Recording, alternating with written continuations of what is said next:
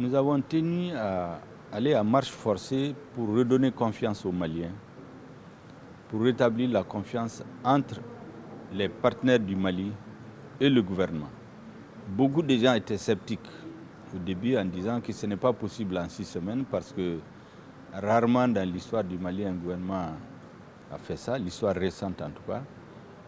Nous avons prouvé que lorsqu'il y a la volonté politique, lorsqu'il y a la détermination et surtout lorsqu'on sait où est-ce qu'on va et pourquoi on est là, rien n'est impossible. Et c'est pour cela que nous sommes convaincus que nous ferons ce que les Maliens attendent de nous. Le président de la transition a instruit il y a quelques jours que désormais, tous les 45 jours, chaque membre du gouvernement doit faire le point de ce qu'il a pu réaliser par rapport à ce programme.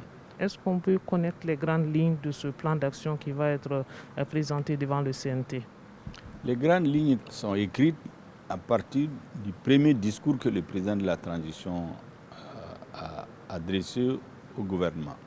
Vous vous souviendrez qu'il avait indiqué que les questions de sécurité sont prioritaires, les réformes politiques et institutionnelles, la refondation de l'État qui est leur conséquence, la lutte contre l'impunité et l'organisation d'élections crédibles à la fin du processus de transition.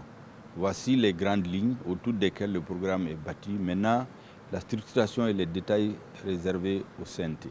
Après, nous ferons une large communication pour que l'ensemble des Maliennes et Maliens s'approprient le contenu de ce programme et en fassent leur affaire personnelle, pour que toutes les forces vives soient mobilisées comme un seul homme, tirées dans un seul sens, pour que nous puissions sortir notre pays de la situation actuelle.